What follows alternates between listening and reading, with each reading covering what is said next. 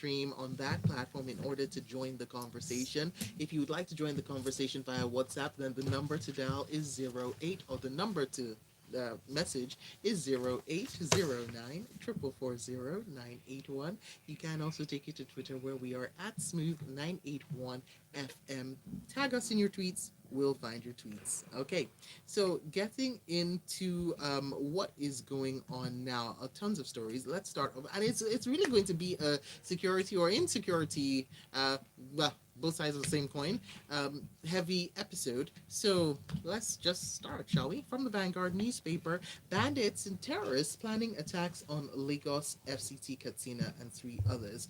Now, information from a leaked memo dated the 25th of July and signed by the Deputy Commandant General of Operations Dauda Danladi Mungadi has revealed that the Nigeria Security and Civil Defense Corps, the NSCDC, has placed all its state commands on alert following intelligence reports that elements of Boko Haram, as well as those of Islamic State West Africa province, have heightened plots to attack the nation's capital, Abuja, and five other states, including Lagos. This is quite some alarming news. DeVoe, I'll come to you for this and your take. Um, I keep asking people to pinch me, wake me up. It sounds like a dream or a well plotted attack on Wakanda. Because now we're actually reading, I saw this memo a few days ago. We're actually reading how terrorists intend to attack the sovereignty of this nation and our peace and stability. Now, this memo tells We've us, already seen attacks on presidential guards. We've seen attacks on yes. we've seen attacks on a lot of places that we thought we wouldn't see attacks on. Now, some would say, is this not war? Because when you tell us that they've mobilized heavy fighters with heavy caliber weapons like RPGs, anti-aircraft guns, GMGs, it takes two people to carry a GPMG, all right? The last time we saw this level of armory was during the days of the Niger Delta militants, which they had to lay down their weapons for amnesty. Now we're hearing that they intend to attack soft targets, schools, worship centers, critical national assets. Is this not war? And this covers literally half of Nigeria, from the northwest, Katsina, Zamfara, the north central, Kogi, Kaduna, the federal capital, as well as Lagos. Now, Devo, what I'm gonna do is I'd like to bring Latinly in for, because as we're talking about this, right, and we're talking about the arms that are involved, what exactly can be done, and is this next article and the steps that have been taken, does that go any way towards addressing the situation? So we have this insecurity. Senate passes bill to establish commission against arms proliferation, from This Day newspaper, and we hear that it's a consolidation of three bills, which, according to the chairman of the Committee on National Security and Intelligence, Senator Ibrahim Gobir of APC Sokoto East, it's going to apparently cater for the establishment of a commission to implement measures aimed at eradicating illicit arms. Of course, there's more that goes that's in this article, but just to bring that into this conversation that we're having. Yeah, but just point of correction. That bill is against small arms and light weapons. We're I talking know.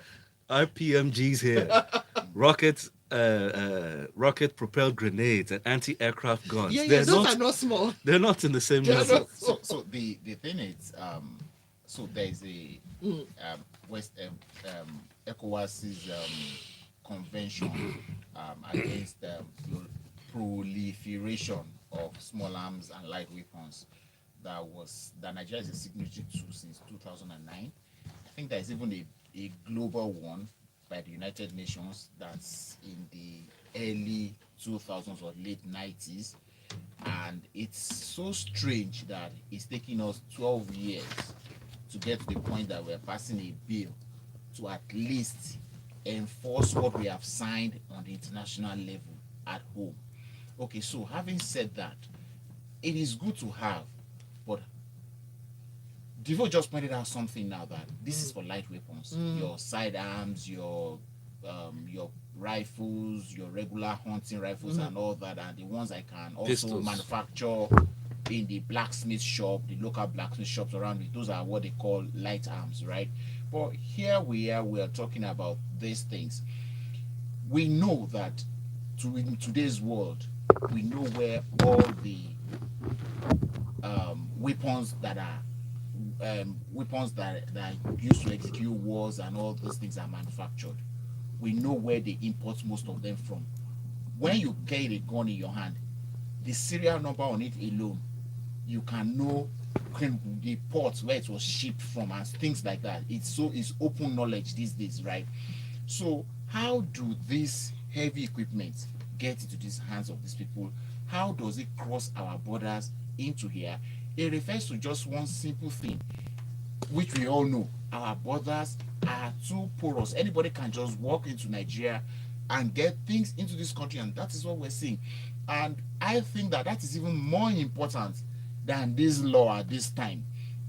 Let us secure our borders. Let us be able to account for everybody in this country. Let us be able to document people here. There are many undocumented people in Nigeria, even Nigerians themselves that don't have record of existence.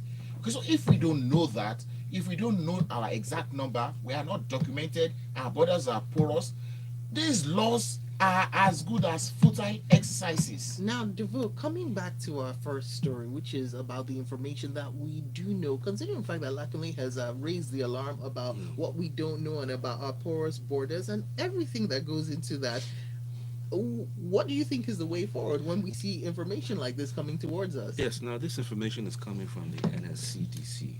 I'm wondering what the police has to say about this because I don't think the NSCDC is geared to address terrorism.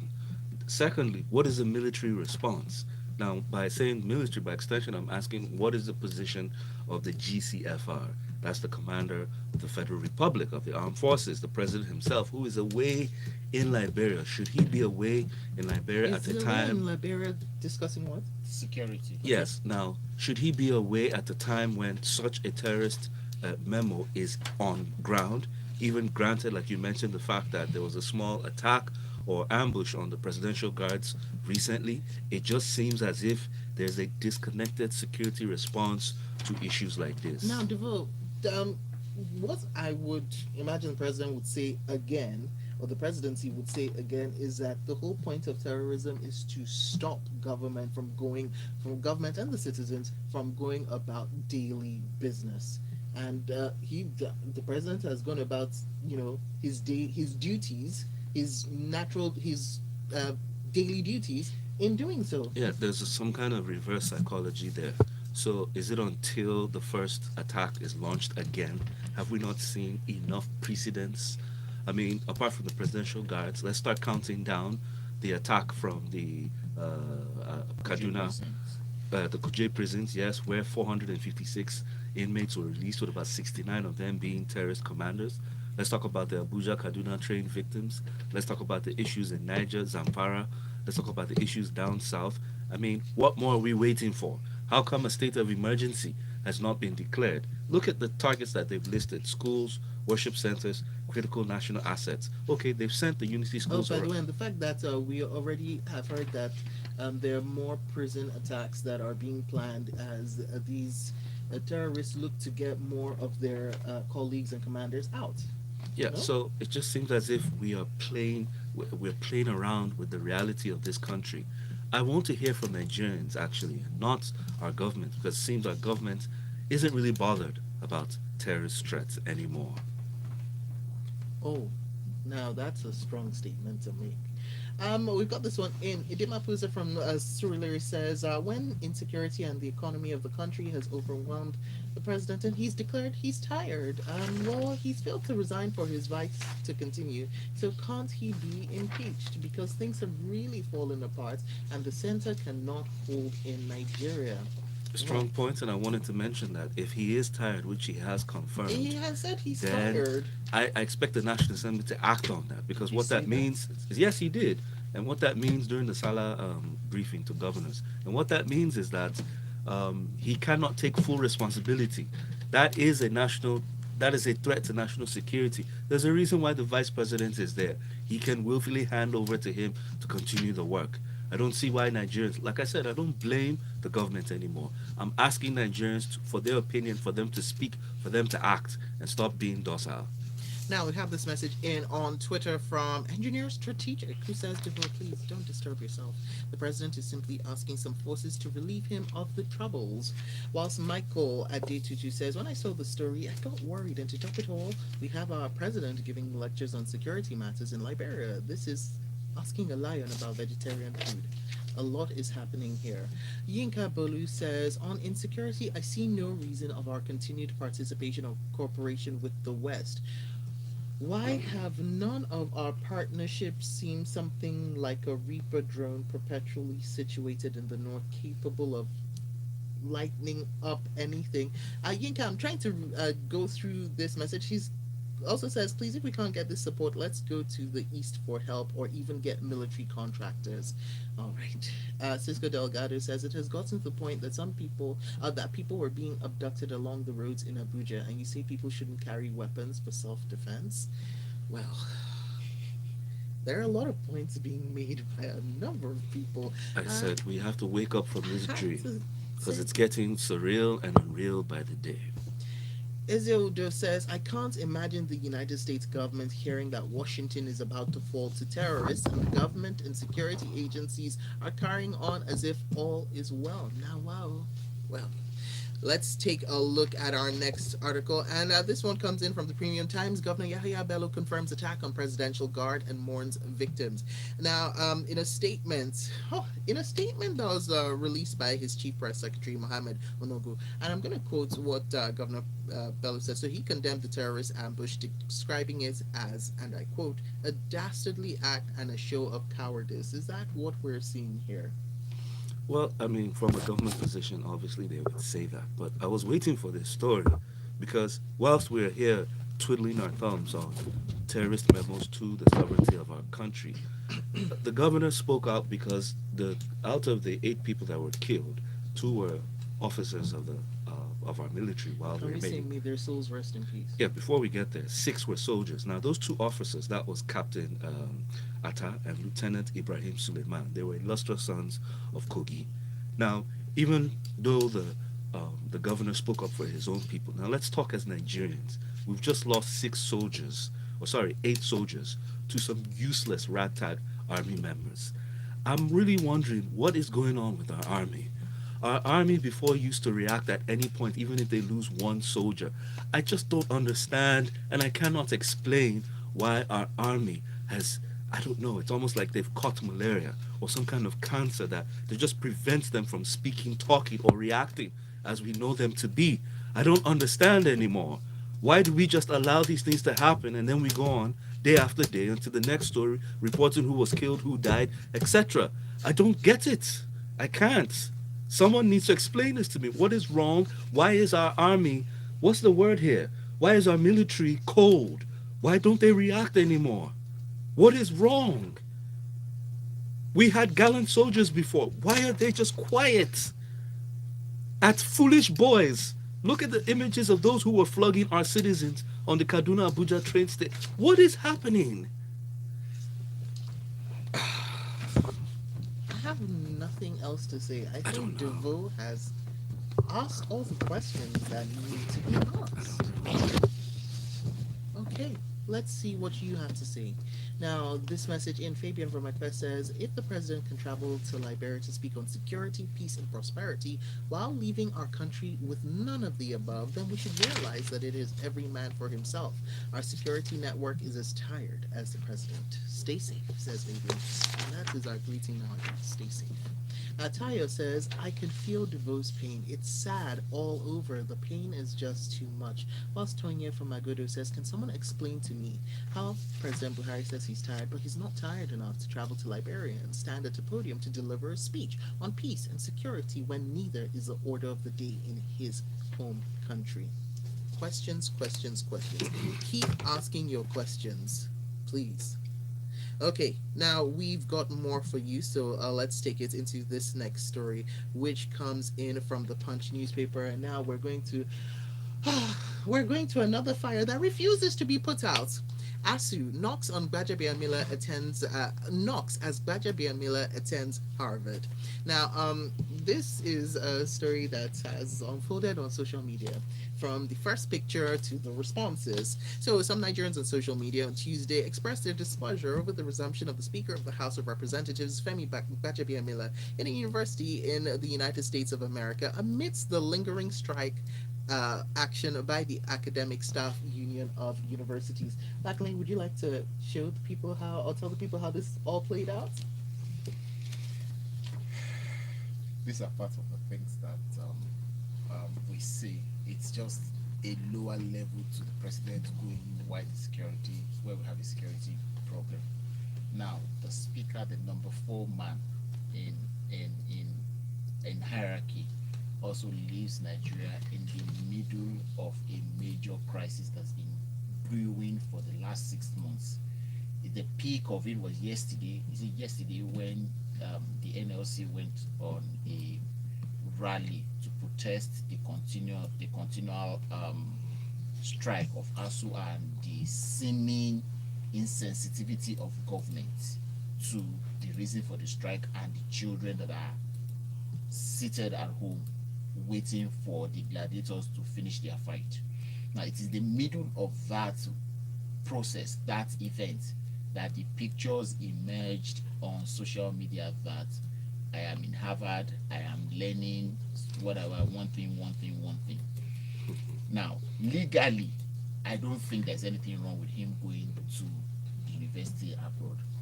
Morally, morality of it is every shade of wrong. If you were going to go, you could go, but please keep it to yourself. Don't flash it in the eyes of the people who are desperate, who are even begging to have an education. Some people are are time marked for this things to be able to go to school.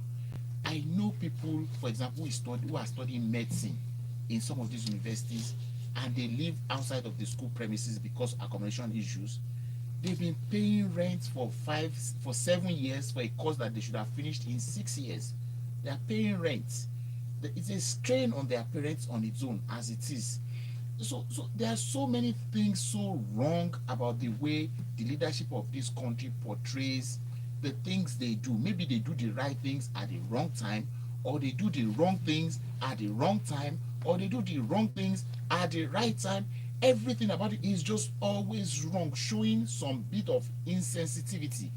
And yes, giving granted that at some point in the past, one of the strikes, I think last year or the one in 2019, he had tried to intervene between ASUU and government. The speaker now, but that is not enough. Why are we not making laws to make at least one university in Nigeria, a public university, a federal university in Nigeria, strong enough that people want to go to and take the kind of course they went to Harvard to take? Yes, everybody in the world, in quotes, wants to go to Harvard.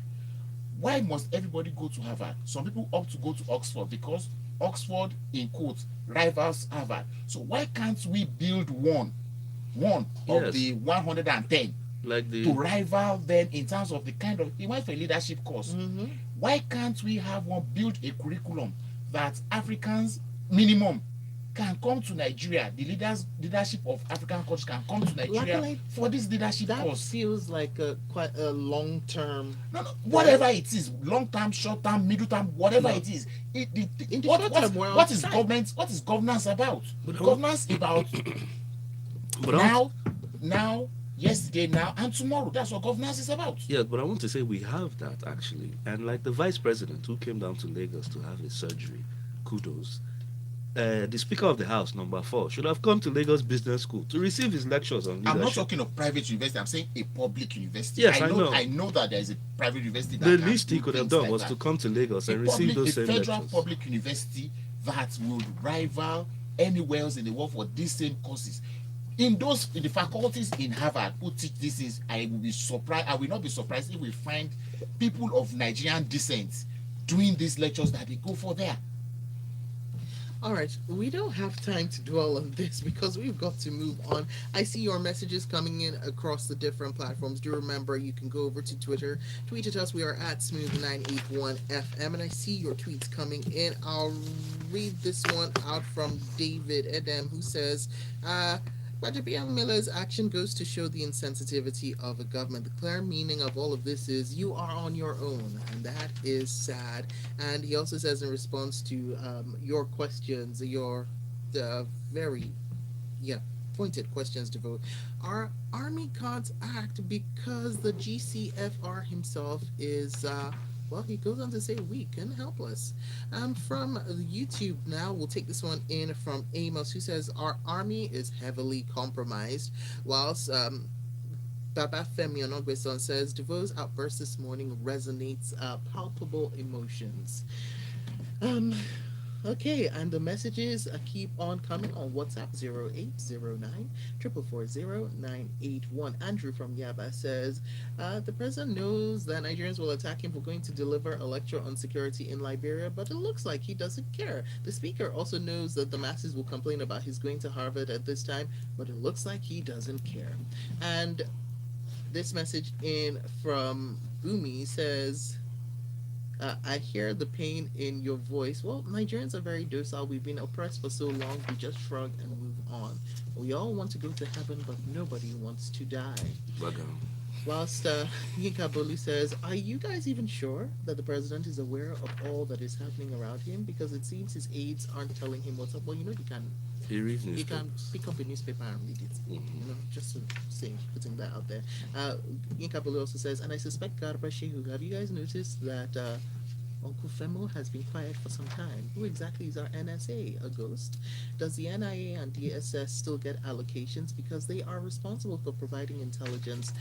And he goes on. Now, let's take a look at this one in from Nsege Ekpo, who says, let's not say insensitivity. The word is actually impunity. They do these things knowing full well that there will be no consequences.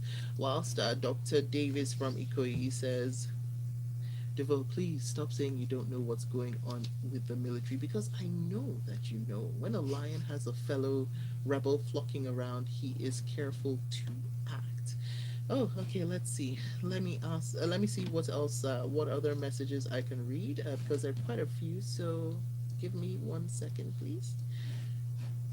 Where did this go? Okay, so Tosin says, you know, there can't be security lapses like this without full governmental support, right?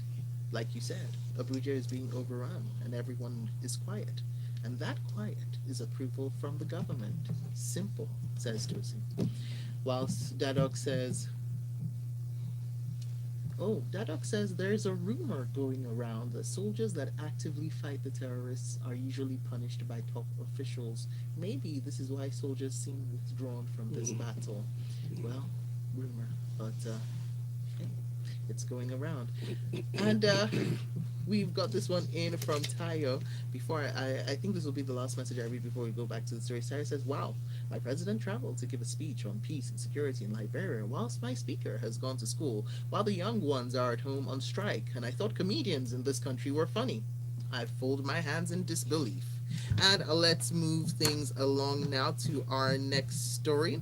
And this one comes in from the Vanguard. Metering. CBN urges court to freeze 157 accounts over alleged diversion of funds. And in its suit, the bank requested the commercial banks restrict the accounts of 10 companies that had received intervention funds under the National Mass Metering Program for 180 days pending the outcome of their investigation. DeVoe. I really want to see the outcome of this investigation because the amount that was given to them is not stated. However, this is the CBN saying that intervention funds have not been utilized properly. And my funny thing is, among the 10 companies, one of them is called G Unit. I mean, come on, CBN. Y'all should have known that there was a player among them when you saw G Unit. If I was sitting on the committee that put the companies to the companies that this was going to be given to, once I see that name, they start automatically disqualified. I wouldn't if be. you're a 90s child, Yeah. G Unit, I mean, crying out loud. I wouldn't be surprised if their motto wasn't "Get rich or die hard try." I mean, this was just an opportunity for them. But seriously speaking, this was to address the meters deficits within the country, which because it hasn't been provided now, what that means is that the estimated billing regime is still sustained. And it's more failure about our power sector reforms. I think the CBN should get to the end of this so that we can have a full understanding as to why um, the MAPS or the intervention program for mass metering has been sabotaged. Mm. And speaking about the CBN, let's take a look at this one in from the Premium Times. Reps move to bar CBN governor and top officials from partisan politics. We've seen the House of Representatives passing for a second reading a bill to prohibit the governor, deputy governors, and directors of the Central Bank of Nigeria from partisan politics. The bill we didn't know we needed until things happened. Yeah, Your thoughts, like from day one, I've always been one of those people who thought that the 1999 Constitution is inadequate. And Okay. I'm always happy when I hear that people go to court to test what is in it, and events unfold to show how strong or how weak or how inadequate it is. Yeah, I have This to say, is I do like ambitious moves because what happens is by the time, like you said, by the time you test the system, you then see what gaps need to be plugged. exactly so. This is an example of that that position that I have about our constitution. Okay, but if we look at it from the other side, why should why should we imagine then that the CBN governor, while seated, would want to participate actively in politics? Because conflict of interest will always come in. There's no how he's not going to. He's not going to color his decisions about things to be done. The typically the governor of the CBN should be unsackable even by the person that appointed him, because because in the course of doing his job, he should be unsackable, really. But here we are, everybody who sits on that in that role wants to please his principal. And it's not just the CBN governor, it's every apparatus of government. Once you appoint somebody into office, everything about what that person is saying is, thank you, Mr. Governor, for this. We have to thank Mr. President for that. We have to thank Mr. Chairman for this and that and that. And they make everything they do about the person who appointed them into office. And so that is why, let us have this. If we have to have a constitution that will speak to every detail, not in spirit anymore, that will speak to everything in letter, so that everything is clear, so be it, so that this kind of misbehaviors would end someday.